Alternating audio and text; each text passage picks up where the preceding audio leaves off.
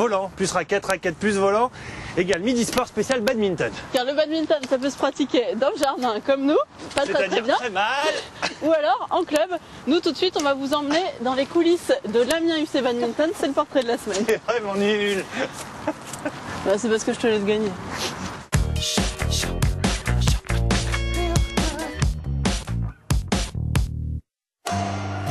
L'histoire de l'Amiens UC Badminton, c'est un peu l'histoire de son président, Pascal Bouchamp. Fondateur du club avec sa femme il y a 20 ans tout juste, un peu par hasard. Lui pratiquait l'athlétisme, elle le hand, et puis un été, ils sont allés camper près de Bordeaux. Il y a un gymnase, et puis dans le gymnase, il y avait l'activité badminton. On ne connaissait pas du tout. On était assez sportifs, ma femme et moi, donc on a joué, ça nous a bien plu. Et puis on s'est dit pourquoi pas jouer à ça à Amiens. Alors qu'il n'y avait rien du tout qui était créé, on s'est renseigné auprès de la jeunesse des sports. Il n'y avait aucune pratique organisée, aucun gymnase tracé déjà avec les terrains de badminton. Et puis vraiment c'était une activité nouvelle qu'on voulait créer. Un sport nouveau qui attire au départ une vingtaine de licenciés, de nouveaux pratiquants qui ne se contentent pas de jouer au badminton en loisir, mais cesser d'entrer de jeu à la compétition. La première compétition était très difficile, parce qu'on ne connaissait rien du tout. Et puis c'est vrai qu'on était très surpris du niveau des clubs extérieurs. Les premières compétitions nous ont semblé très courtes, parce qu'on a tout de suite perdu.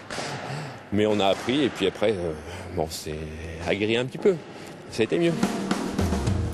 Avec ses 150 licenciés, l'AUC est aujourd'hui le deuxième club de Picardie derrière Beauvais. En 20 ans, le badminton s'est fortement démocratisé, notamment par le biais du sport scolaire qui permet de découvrir avant d'approfondir. J'ai commencé cette année en club et cette idée je l'ai eue grâce au collège en fait. J'ai découvert là-bas et ça m'a donné envie d'en faire. C'est quoi la différence entre en faire en club justement et avec l'UNSS?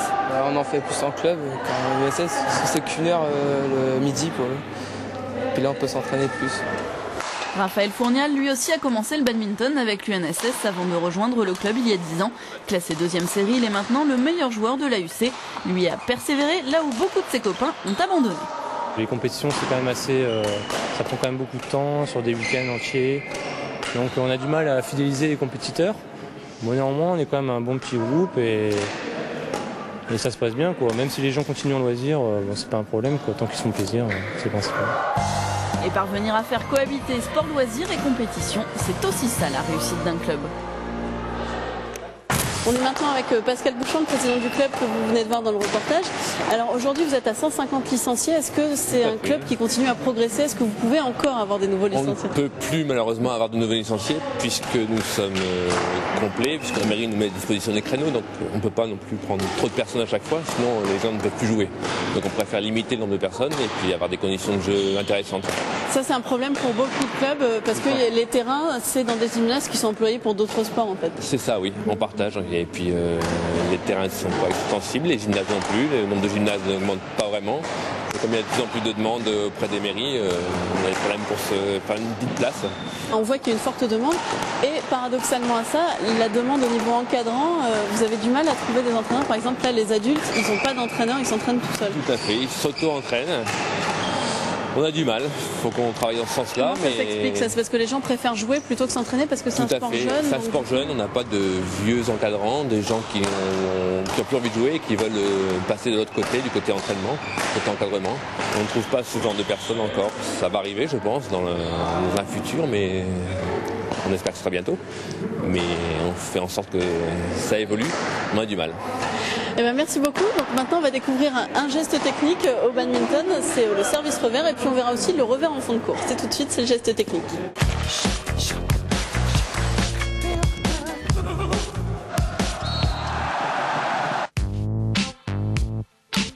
Le service revers, comme il indique, il faut une prise revers. Donc la prise coup droit, on part du manche, on arrive au tamis. La prise revers, il suffit juste de tourner un petit peu la raquette. Et l'indice c'est le pouce en fait en haut du tamis. Ensuite c'est une prise courte, c'est-à-dire qu'on attrape la raquette vraiment au bout. Ensuite donc le top c'est vraiment un mouvement de translation, c'est-à-dire pas besoin de faire des mouvements dans tous les sens. Et on monte l'épaule. Le principe c'est juste que la tête de raquette elle soit pas plus haute que le bassin. Donc une fois qu'on est en place, on colle la raquette, on lâche le volant juste et on fait juste un mouvement de translation. Le service revers en fait c'est plutôt utilisé pour pour le double, pour le service de double. Et on peut également s'en servir en simple, mais là c'est plus sur un côté tactique. Voilà, un service court c'est une frappe tendue, un service haut c'est une parabole, c'est tout, il n'y a pas de secret. Le revers en fond de cours, donc à l'opposé du coup droit où là il faut vraiment chercher le volant le plus haut possible. Le revers, il n'y a pas vraiment de hauteur où on peut taper le volant. C'est-à-dire que si on arrive à le choper, on peut faire vraiment un grand dégagé, mais on peut attendre aussi qu'il redescende. Et là, si on n'a pas la force d'envoyer au fond, soit on fait un amorti droit ou croisé, ou une frappe légèrement tendue. En fait, il ne faut pas se retourner complètement. Il faut juste pivoter autour de sa jambe gauche. Donc on ouvre son bras, et c'est une rotation du coude en fait, qui permet de flotter le volant. C'est pas une frappe identique au coup droit qui est vraiment plus ample. Alors que en revers c'est un geste très court mais très puissant. On est maintenant au Coliseum d'Amiens où la UC a organisé le week-end dernier un tournoi national. Alors on est avec Jean-François Boisdin, vous êtes non seulement secrétaire d'Amiens mais aussi président de la Ligue de Picardie. Alors cette Ligue de Picardie de badminton, comment elle se porte? Est-ce que c'est une grosse ligue, une petite ligue? Racontez-moi tout ça. Donc la Ligue de Picardie se porte très bien. On est une petite ligue, on vient d'atteindre les 2000 licenciés. Donc petite en comparaison avec les ligues voisines comme l'Île-de-France. L'Île-de-France, pour vous donner une petite idée, c'est 20 000 licenciés sur la fédération qui en fait 100 000. Est-ce qu'il y a beaucoup de filles, beaucoup de garçons? Enfin, est-ce que c'est un sport féminin, le badminton? Donc on est un sport assez féminisé avec 40% de filles dans la pratique courante. Par contre au niveau de la compétition, malheureusement, on ne retrouve pas ce pourcentage. Alors au niveau des clubs, est-ce qu'il y a une disparité entre les trois départements? Donc on a beaucoup plus de clubs dans l'Oise qui est beaucoup plus développé avec 1200 licenciés sur les 2000. Et en nombre de clubs, ça représente quoi? Une petite vingtaine de clubs. Et dans la Somme et dans l'Aisne? Dans la Somme, on est 5 et dans l'Aisne, 5 aussi. D'accord, nous on est allé justement dans un des clubs de l'Oise, le club de Creil. Vous pouvez nous en dire un petit mot? Donc le club de Creil commence à être un gros club parce qu'il dépasse les 100 licenciés et c'est un club intéressant parce qu'il a axé sa politique sur les jeunes. Justement, c'est ce qu'on va voir tout de suite. On va retrouver Thibaut qui est du côté de Creil.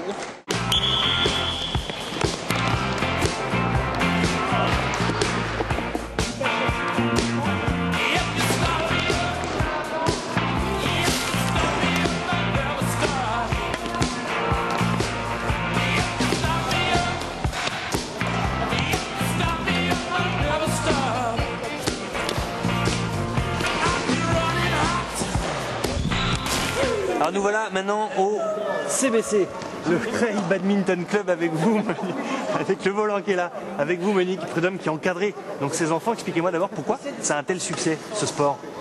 Alors c'est très physique et je pense que les jeunes sont intéressés, c'est dynamique également. Ils en font pas mal dans les établissements scolaires également. Donc suite à l'UNSS, on passe au club et puis on encadre. Alors le rôle de l'UNSS justement là-dedans, comment ça se fait que l'UNSS intervient et pourquoi finalement c'est un sport majeur à l'UNSS? Actuellement, il faut dire que dans un gymnase comme le nôtre, il y a 7 terrains, vous avez 28 élèves en action. Alors qu'il y a peu d'activités où il y a 28 élèves en action.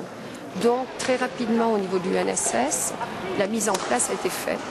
Le côté ludique est intéressant.